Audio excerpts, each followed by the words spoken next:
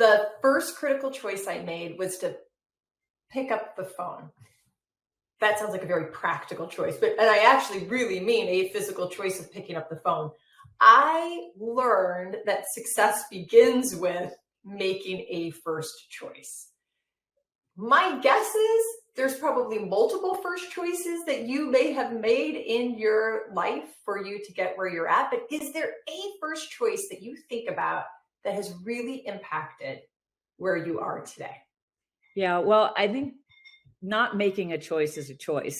Oh, I mean, I think that's the first is like, I think that intentionality of making a choice and thinking about, in many instances, I think about choices. Choice is scary, but if you think about one-way versus two-way doors, if you're making a choice that's a one-way door that is so significant that you can't go back through the door, give that choice a little bit more thought. But if it's a two-way door, then go for it. And I always feel like, we talked a little bit about this earlier. If you think about those choices as experiments, then if they don't work, you didn't fail. The experiment just wasn't the right experiment. So I think about my first choice was actually after I graduated from college, my parents basically said, you need to get a job or come home. I didn't really want to go back home. So I went to grad school. So that was a really interesting choice.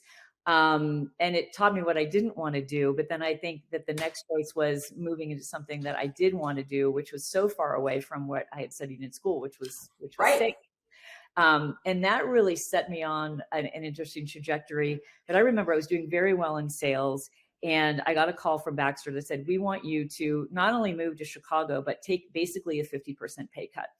And I remember at that time, I was like, why would I do that? And they said, you could be in your job for the rest of your career and do well, or you could take this path and have a very, very different trajectory in your career and your life. And I think if I hadn't actually taken that choice of a 50% pay cut and a move to a new city where I didn't know, to Chicago, which I love Chicago, but that set me up in a very different path, because I have peers to this day, decades later, that are still in that job. And it's a great job, but they made a different choice for their life than I think, that I made at that time. And that totally changed maybe not totally, but really changed the trajectory, not only of your career, but now the people you influence. Like, that's what I think about. I think the people that you influence, not just as when you were a founder and CEO of companies, but an executive of companies, and what you're doing now,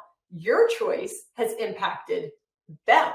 Yeah, that's interesting. And I think part of it is just my nature is, my husband had the same job. He's a college professor for 31 years. And I'm like, how do you do that every, because I'm like 2 or 3 months, I'm like ready for some change, 2 or 3 months ready for some change. And I think even among the 15 years I spent at Baxter, I was just a hand raiser. And I think that's another lesson for women, especially in two different ways. I think, first of all, we work really, really hard and we expect our accomplishments to be noticed.